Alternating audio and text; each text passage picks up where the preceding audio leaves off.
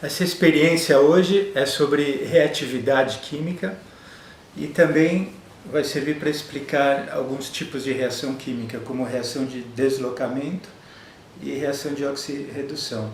Então, a experiência é muito simples. Bom, vou começar logo. A experiência você pode fazer na sua casa, só precisa ter um pouco de sulfato de cobre, né?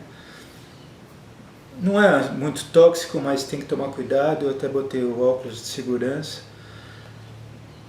Então veja que o sulfato de cobre são cristais meio sem cor, levemente esverdeado. Em contato com a água ele muda de cor.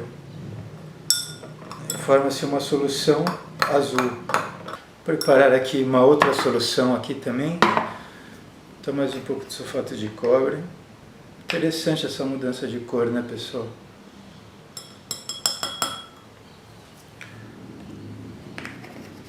O sulfato de cobre é muito usado em laboratório escolar, né? Embora tenha uma certa toxicidade, mas comparado com outras coisas que tem por aí, é bem suave. O cobre na forma de sulfato de cobre, o alumínio, vamos usar esse arame de alumínio aqui que eu arrumei, e para o ferro, essas ferramentas aqui que eu tinha para arrumar o pneu da bicicleta, é de aço na verdade, mas é mistura de ferro e carbono, né? O que vai reagir aqui é o ferro. E o cobre na forma de íons em solução, de cor azul. Claro que o cobre que a gente conhece é o metal vermelho, né? Usado para fazer fios e tal. Mas nós vamos produzir esse metal vermelho daqui a pouco, a partir do cobre nessa forma aqui de sulfato de cobre que é azul. O cobre, aliás, originalmente na Terra não existia o metal vermelho, quase nada, poderia até existir um pouquinho em algum canto. Mas basicamente o que existia eram os minérios de cobre, pedras, muitas delas de cor azul ou verde, verde como a malaquita, né? Ou azul como a azurita, que ambas têm o cobre nesse estado 2+, ou seja, o metal é o cobre no estado 0, se ele perde 2 elétrons, né, o elétron tem carga negativa, perde 2, fica com carga 2+, que é o que a gente tem aqui, na cor azul. Já o alumínio, como a gente vai ver daqui a pouco, ele gosta de perder 3 elétrons, ele vai para o estado 3+, quando ele entra em solução. No caso aqui é alumínio 0, metal. Vamos encher aqui uns tubos de ensaio com sulfato de cobre. Essa bela solução azul. Bom, eu fiz uma diluição aí a olho mesmo, eu nem pesei o cobre, nem medi a água, porque a gente está fazendo um estudo aqui apenas qualitativo. Não vamos fazer medições, não é um estudo quantitativo. Vamos nos basear em mudanças de cores, mudanças de outras propriedades, né, das substâncias aqui.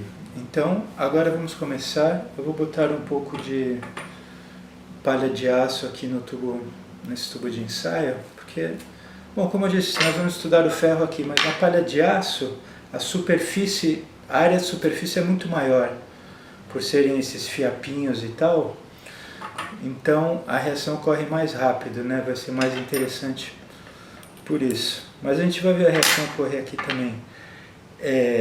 Porque sabemos que para uma reação ir mais rápido, você precisa ter maior área de contato, ou seja, de preferência na forma assim de fiapos ou em pó, melhor ainda, e aumentar a temperatura.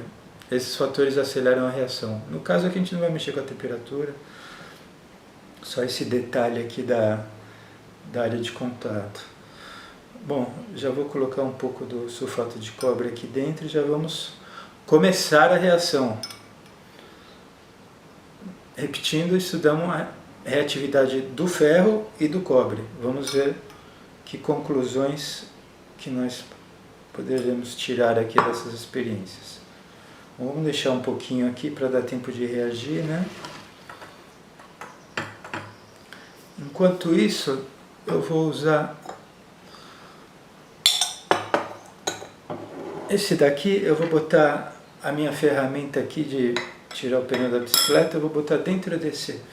Perceba que eu coloquei a peça de ferro dentro do sulfato de cobre e imediatamente você percebe que houve um escurecimento aqui da superfície, né? Perceba que já houve é porque o cobre já começou a se depositar sobre a superfície do ferro. Eu já vou explicar isso em mais detalhe daqui a pouco. É que não tem ainda suficiente cobre para a gente ver a cor vermelha dele. Daqui a pouco a gente vai ver que realmente é cobre isso pela cor vermelha. Mas vamos deixar ele reagir mais um pouquinho aqui. E essa aqui é apenas o contra-exemplo.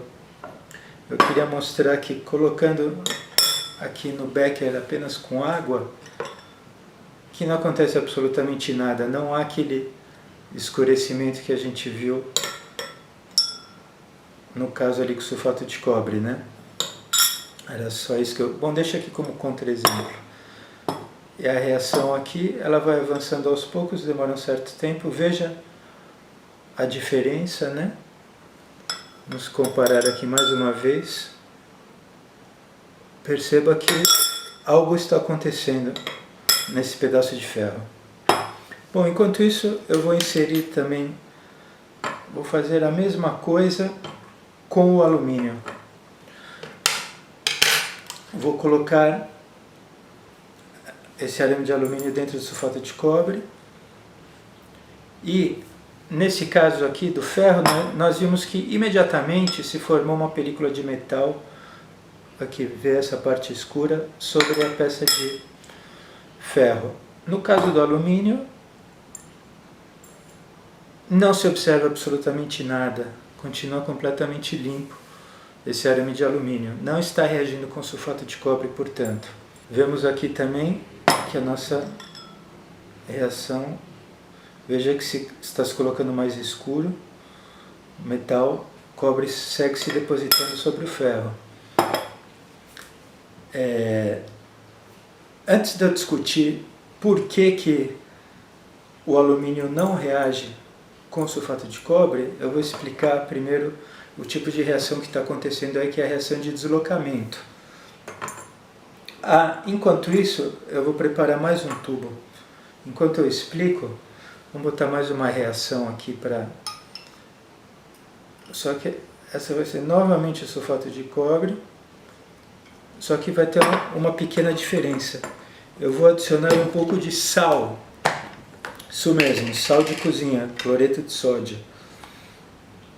E nós vamos ver que diferença isso vai fazer. Um pouquinho só, tá, vejam?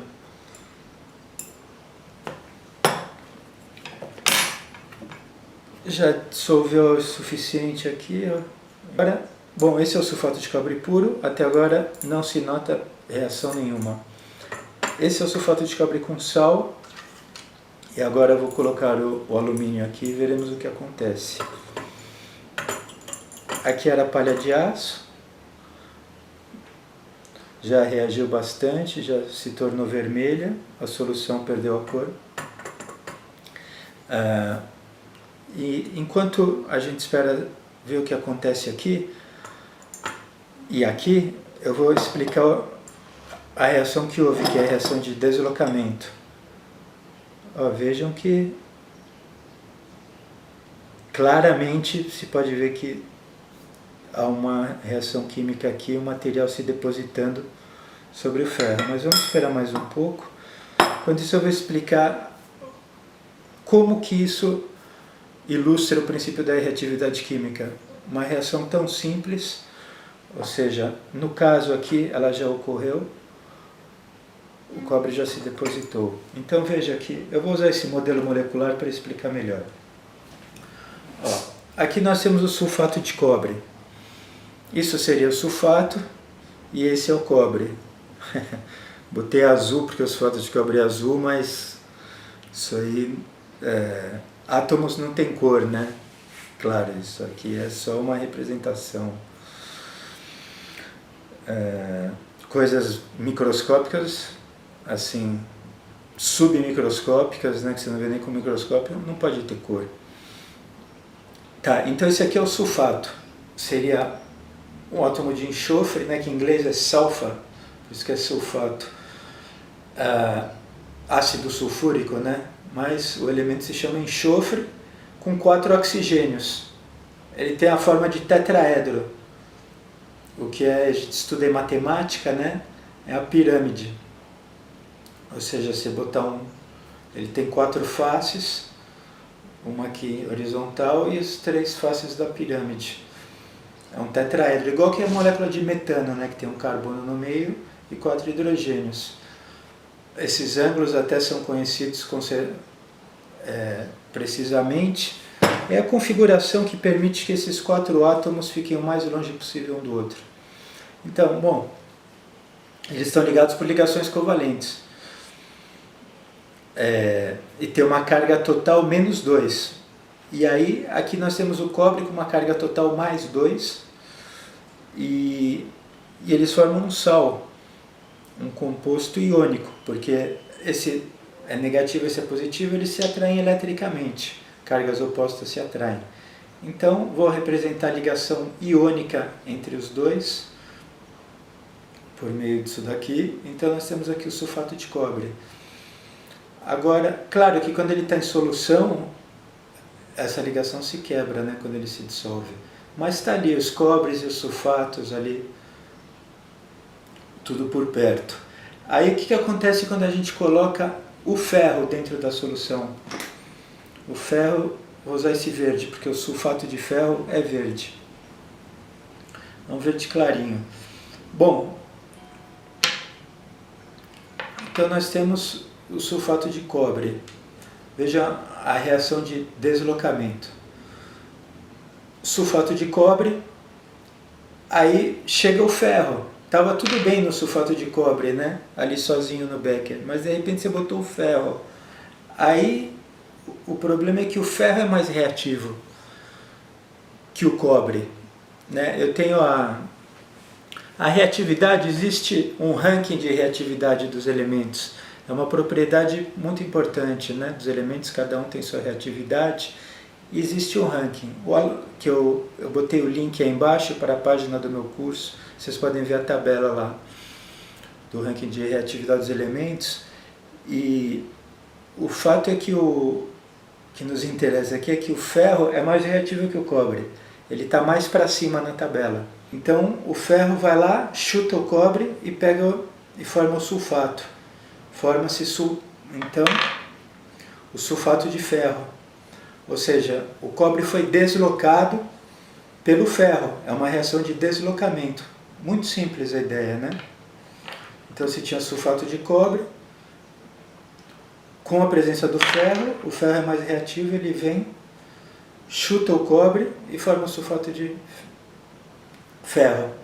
Essa é a reação de deslocamento. Agora, estamos falando da reatividade. Então, como que o alumínio, que é um metal mais reativo que o ferro, né? Se você olhar no ranking da reatividade, você vai ver o alumínio mais acima do que o ferro. Como que ele não está reagindo com o sulfato de cobre aqui? Então, vamos dar mais uma olhada aqui na nossa ferramenta de ferro. Vejam que a reação continua. Dá para ver que a camada aqui depositada está ficando mais grossa. No caso aqui da palha de aço já ficou vermelha. Como que o alumínio não reage com o sulfato de cobre? Mas vejam, aqui onde foi colocado o sal, algo está acontecendo. Bolhas estão se formando e agora não apenas as bolhas, vejam, pedaços de cobre, de metal vermelho estão sendo depositados sobre a superfície do alumínio. Ó, quando eu mexo, eles até caem e vão para o fundo. Então, aqui ocorre a reação do alumínio com sulfato de cobre. E a reação que produz essas bolhas é a reação do alumínio com a água. O alumínio ele é tão reativo que ele reage com a água, ele quebra a molécula de água. Vejam só como ele é reativo, porque São poucos elementos por aí que quebram a água. Afinal, a água é onipresente, mares, chuva, nós mesmos somos compostos de 70% a 80% de água. Então a água é a base de toda a vida, de tudo. Então um elemento que quebra a molécula de água é muito rebelde, né? Não pode ter muitos por aí. E o alumínio ele tem esse poder. Só que isso só aconteceu após colocar o sal. Veja, agora o alumínio ele está reagindo com a água, quebrando a molécula de água e produzindo hidrogênio gás, que são essas bolhas que a gente observa. E ao mesmo tempo ele está reagindo com sulfato de cobre e produzindo partículas de... Estamos vendo aqui uns grãozinhos de cobre que se formam. Vamos deixar mais um pouco. Aqui veja já como nós temos partículas de metal aqui sendo depositadas também no becker. A reação segue ocorrendo com o ferro. Aqui não precisou sal, não precisou nada. Então por que o sal? É que o alumínio, embora ele seja muito reativo, ele é protegido por uma camada de óxido de alumínio. Toda a superfície dele é protegida por essa camada e por isso ele não sofre oxidação, que ele não enferruja. Se ele for exposto ao ar, ele enferrujaria rapidinho. Só que quando a gente adiciona o sal, o cloreto de sódio, o cloreto ele consegue atacar essa camada de óxido e expor um pouco de alumínio para que possa reagir. E aí foi quando começou a reação, depois que a gente colocou o cloreto. Veja a quantidade de hidrogênio que está se formando. E a reação do alumínio com a água é também uma reação de deslocamento, porque você tem um hidrogênio ligado ao oxigênio, que se liga a outro hidrogênio, né, H2O. Então, o alumínio desloca um dos hidrogênios e se prende ao oxigênio e hidrogênio que sobraram. Então, se forma hidróxido de alumínio e o outro hidrogênio sai na forma de gás. Então, aqui duas reações de deslocamento ocorrendo ao mesmo tempo. Perceba o cobre se depositando aqui no fundo do tubo. Muitas bolhas de gás. E, bom, vamos esperar mais um pouco, ver se forma mais cobre. E isso é também uma reação de óxido-redução. Ou seja, o ferro que estava no estado zero metálico foi para a solução, formando sulfato de ferro, portanto ele foi para o estado mais 2. Então, portanto, ele sofreu uma oxidação, ele perdeu elétrons. Esse é um conceito da eletroquímica, né, pessoal? Você perder elétrons é uma oxidação, ganhar elétrons é uma redução. No contexto da química orgânica, a oxidação é ganhar oxigênios, né? Ou perder hidrogênios. Mas no fundo é tudo a mesma coisa. Mas aqui, no caso, quando a gente fala de reatividade ou eletroquímica também, a gente fala mais dos elétrons. Então, o ferro foi oxidado, ele perdeu elétrons. O cobre, ao contrário, ele foi reduzido, porque ele estava no estado 2+, e ele ganhou 2 elétrons, que vieram do ferro, né, que perdeu. Ganhou 2 elétrons e foi para o estado 0, que é o estado metálico, vermelho, que já está se formando aqui. Então, por isso que é uma reação de óxido-redução. Ocorre a oxidação de um elemento e a redução de outro. Tudo ao mesmo tempo. E essa é a reação que está por trás da eletroquímica toda, das baterias em particular. Por exemplo, baterias de lítio são muito importantes, né, usadas em celular, computador, carro elétrico, tudo, porque o lítio ele é muito reativo. Então, ele por ser tão reativo, ele realmente é muito eficiente para fazer essas transferências de elétrons, né, para criar eletricidade. E ele é tão reativo também que ele reage com a água também, como o alumínio, só de maneira mais violenta. O potássio, por exemplo, reage com a água de uma maneira violenta, que se o potássio é colocado sobre a água, imediatamente ocorre um fogo ou até uma explosão, porque o gás hidrogênio produzido e o calor e tudo já ocorre uma ignição e possivelmente uma explosão. Então as baterias de lítio não podem conter água, né? por essa razão, então eles contêm um solvente orgânico e daí o perigo de incêndio, né? Que solventes orgânicos são geralmente inflamáveis. Estamos quase terminando. Veja que aqui houve um depósito de cobre sobre a peça de ferro, né? Algumas partículas até se precipitaram para o fundo aqui do becker.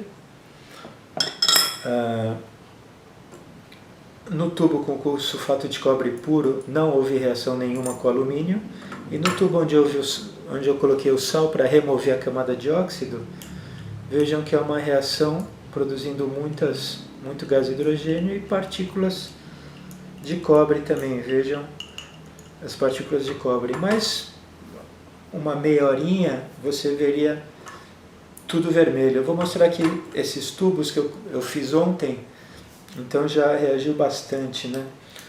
Ó, vejam a camada de cobre sobre o alumínio. E se você bate, ele cai, né? Ele vai lá para o fundo. Então cobre está sendo produzido. Tem aqui uns outros tubos. Veja esse aqui, quanto cobre. Esse aqui acho que faz já 2 dias que está aqui. Veja quanto cobre se depositou no fundo. Aqui também. E veja que a cor azul desaparece também, porque o cobre 2+, que tem a cor azul, ele se transforma em cobre zero e, portanto, não há mais cobre na solução. A solução se torna incolor.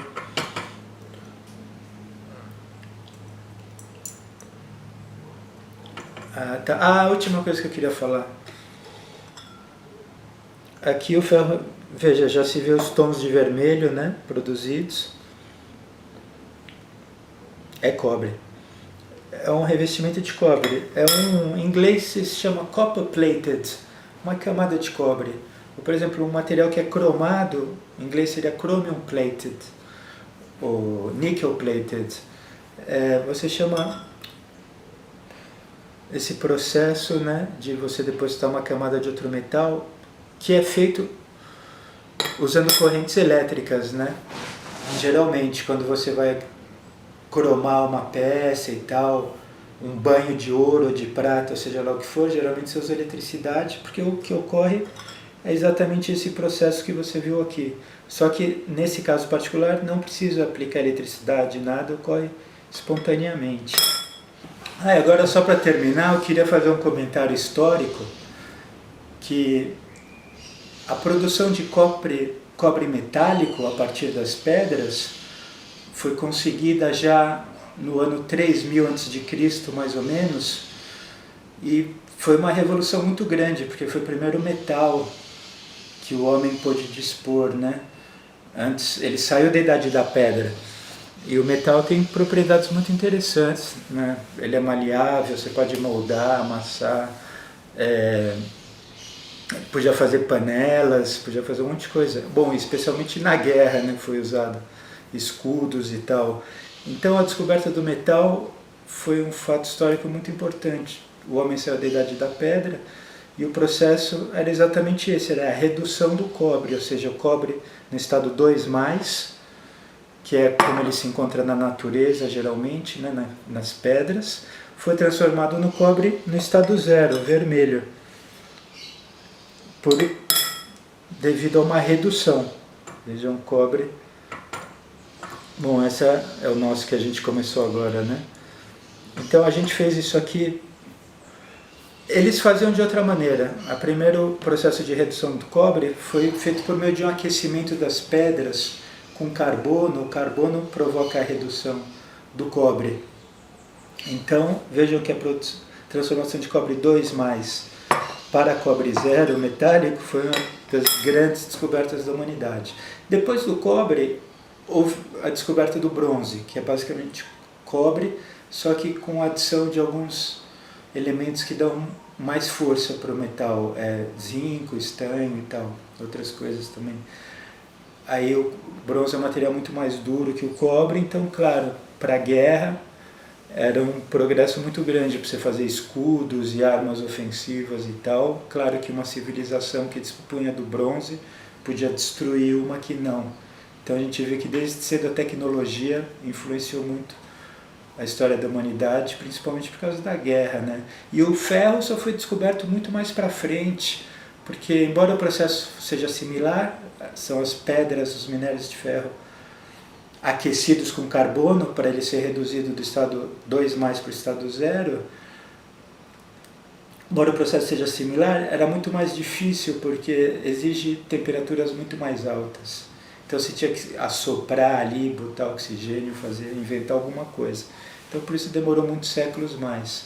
Mas igualmente as primeiras civilizações que conseguiram produzir o ferro metálico e portanto o aço, né, que é a liga de ferro com carbono, aniquilaram os inimigos na guerra, né? Produziram espadas pela primeira vez realmente fortes e afiadas e tudo mais. Bom, só para concluir, vamos dar uma última olhada aqui na nossa experiência. Veja, já uma camada de cobre considerável se depositou, já se vê mesmo que é vermelho, que é cobre, né? No tubo, apenas com sulfato de alumínio sem sal, não houve reação nenhuma com o alumínio. E no tubo em que nós colocamos sal, veja, continua sendo produzido hidrogênio e partículas de cobre vermelho, né, metálico, também continuam aparecendo. Bom, conclusão. Estudamos a reatividade de 3 elementos, o cobre, o ferro e o alumínio. O ferro é mais reativo que o cobre, portanto, deslocou o cobre do sulfato de cobre. O alumínio também é mais reativo que o cobre e também deslocou o cobre do sulfato de cobre. E o alumínio é tão reativo que ele quebrou a molécula de água e deslocou um dos hidrogênios. Então houve 3 reações de deslocamento e todas também de óxido-redução. Uma experiência simples que você pode fazer em casa, só tenta conseguir um sulfato de cobre e tal.